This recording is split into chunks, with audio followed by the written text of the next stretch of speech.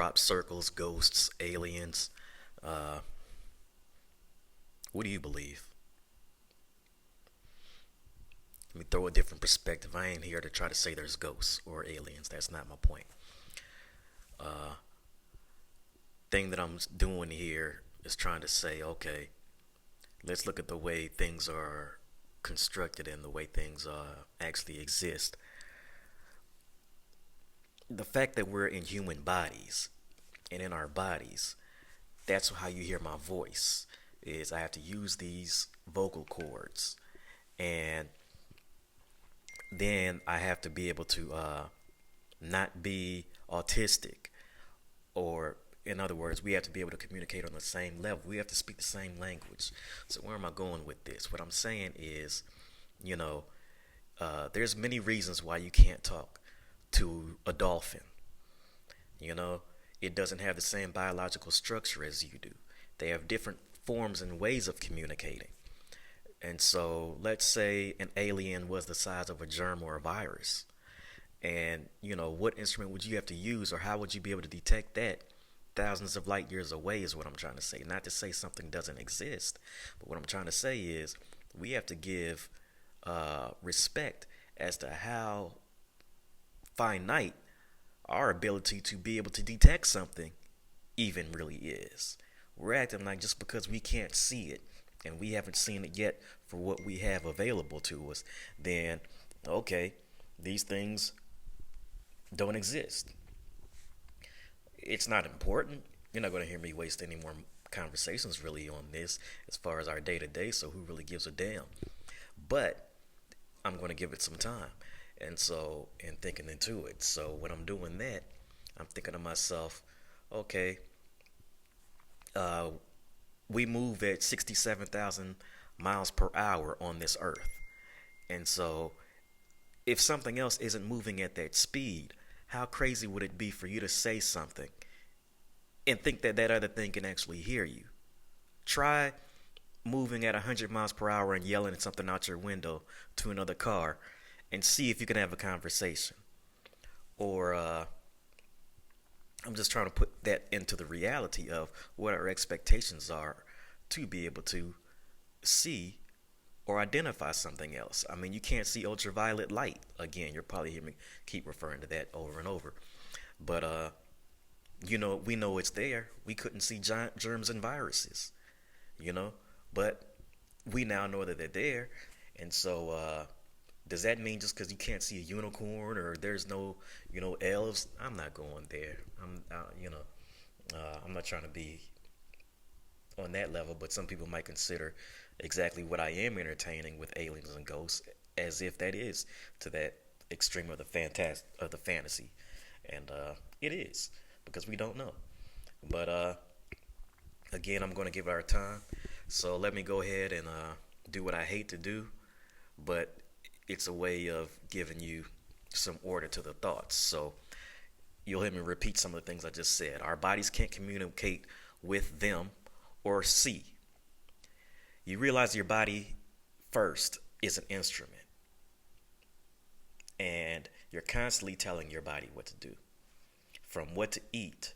And your body also tells you what to do sometimes, many times. But right now I'm speaking of your mind telling your body what to do. And so when I'm saying that, what I'm saying is that's your form of consciousness. And you're expecting somebody else or something else to be able to be on your same plane or ground of consciousness. So many expectations is where I'm going with this. But, I can go so many tangents. Let me have a little bit of a direction here for where I'm going. And so the reason we are able to communicate is because we have similar brains, we have similar physical structures, vocal muscles, and we are rotating at the same speed of the earth to allow us and our bodies to exist in the same time and space. If something was a spirit or alien without a body, how then could you communicate with it under the limitations of your body? And how could it communicate with you if you can't detect it and what it's trying to bring or signal to you? You can't talk to someone on another continent without a telephone. That's the instrument that you need to be able to communicate. It's not that the other things are not here or there as much as it's a matter of your ability to detect them. Recently, again, the U.S., 2022, like last week, it's May 24th now, so that was like May 17th. But recently, again, the United States Congress met and revealed UFO sightings. Now, we are in the sky flying now. So the military uses instruments to see from its jets other objects that are flying in irregular patterns and doing things that our technology and no technology that exists on Earth right now has the ability to do. Now things unseen are being revealed. Once space was thought to be planets, stars, and a lot of emptiness, a lot of darkness. However, in that darkness, people thought that there was nothing. But however, right now, a lot of scientists are using instruments that can read waves of gravity, or let's just call them waves, through space that happen when massive objects move through space. In other words, you get waves when a massive object moves through space. The same way like you wave your hand and then you can feel the air on your face when you do that. That's a wave. And so, anyway, that is called a gravitational wave when that happens in space.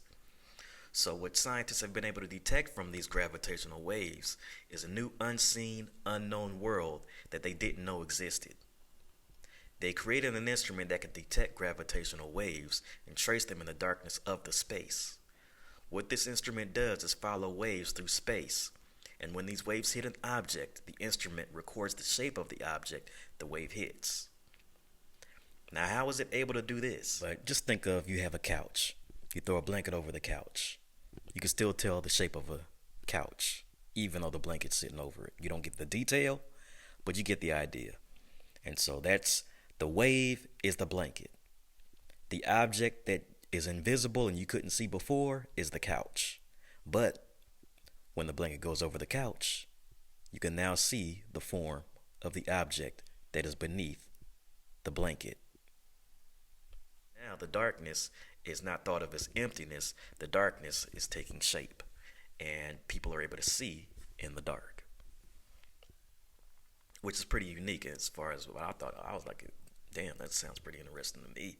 But that's a new vision, or a new way of seeing, like I just said. So that instrument is giving a new sight through following waves, and now scientists can see through waves what previously they could not. So if the earth is moving at a certain speed, as I said earlier, and our vocal cords are perfectly aligned with other humans to catch our words in the same time and space that allows our similar bodies to communicate, then what makes you think a ghost or alien or something else not in your same earthly body or under the same gravity that we're under, or it can be moving at a different speed? What makes you think under all those variables it could communicate with you? It could if you were in the same time and space as it was and had a physical structure to yourself to allow communication. Perhaps, of course. But where am I going with this? Sometimes I just want to read the whole thing and then come back to my thoughts and do it that way. But I don't want to read so much that, people don't like. I wouldn't like seeing somebody read something. But if you're hanging in me with it this long, I ain't got too much more on it to say. So let me go ahead and finish reading. Is where I'm trying to get to. So if the earth is moving at a certain speed and our vocal cords are perfectly aligned with other humans to catch our words in the same time and space that allows our similar bodies to communicate, then what makes you think a ghost or alien or something else not in your same earthly body or gravity or moving at a different speed can communicate with you? It may see you, it may speak to you, but the speed it's moving in its time and space dissolves its words before you could ever even hear it. It dissolves its physical form from being seen or communicating with you before you can ever see it. Or it may say something, but those words spoken in its time won't reach you for 10 years. And that's only if you were standing in one place all that time, waiting to hear it.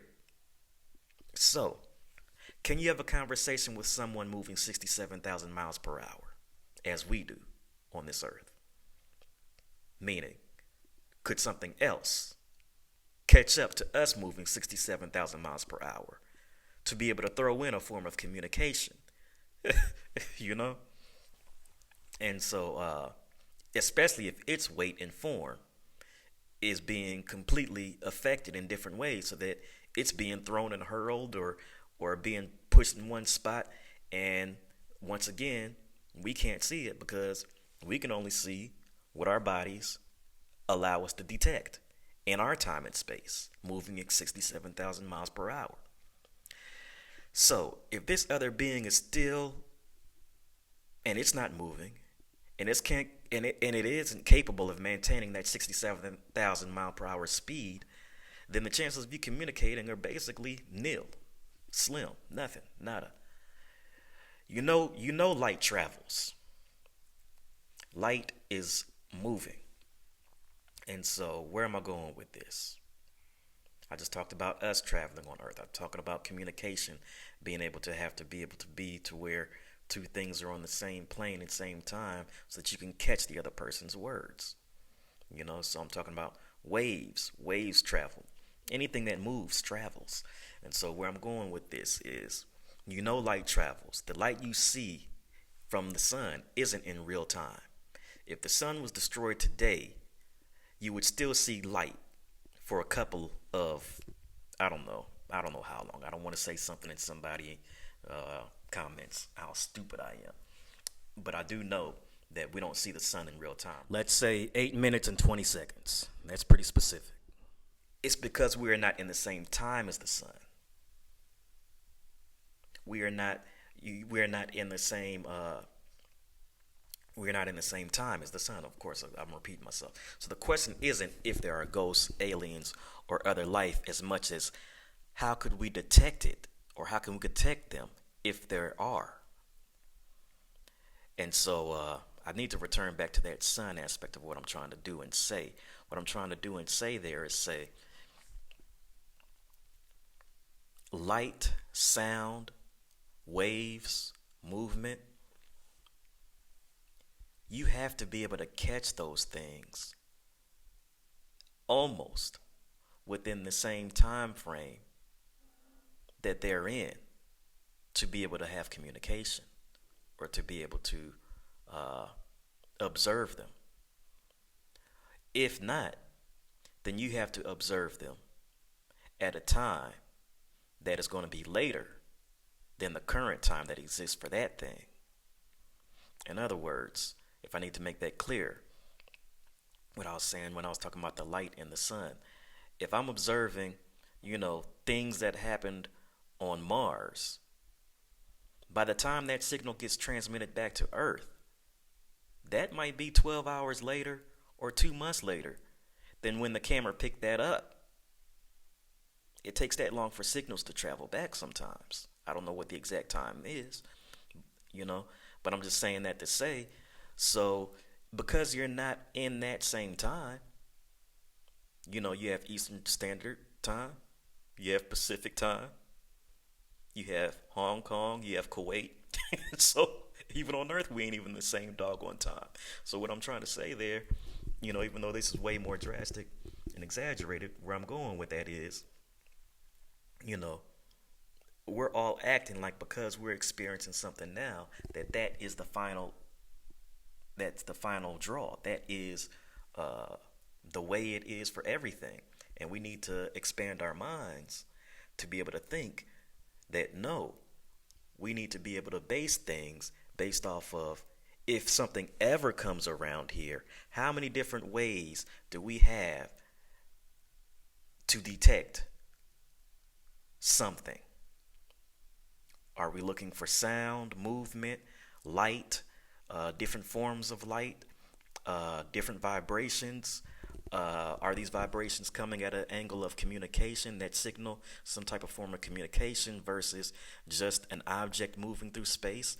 And those types of things, or we need those types of instruments to take us back to the instrument, because the instruments that we have with our body, or a magnifying glass, or some of the other instruments that they use to detect things out of space, you know, we're just now coming, not we, I ain't in it, but but they are just now coming up with those kind of instruments. And what I'm saying is, you know, right now it's like somebody's playing, uh, for what I'm looking at, what they have, it's like somebody's playing with a spoon on their lap, trying to keep a beat, and they're like, "Yo, this is music. I got a band going on," never knowing that over there, you know, in FAMU, they have a real band, trumpets. You know, you got drums, guitar, horns, saxophone, different types of wind instruments. You know, they have no, they all that stuff exists. So what I'm saying is, we need to up our game, up the instruments. They need to. Again, I ain't in it. But getting back to the last part of what I was going with, all that stuff, I just wanted to clear up the light aspect and before I moved on to this. One thing that's very interesting is seeing UFOs flying around in the sky with those airplanes, and I don't think that they're the military of the U.S. or China or other countries, and the U.S. government is admitting that they don't think it is either. And then going on to the space of ghosts, I don't play around with that. Not because I don't believe it, but I respect it. Or not that I do believe it, but I respect it enough to feel like that's a territory where it doesn't bother me getting a job. It doesn't impact me my love life. It doesn't have any, so I don't invest much interest into it.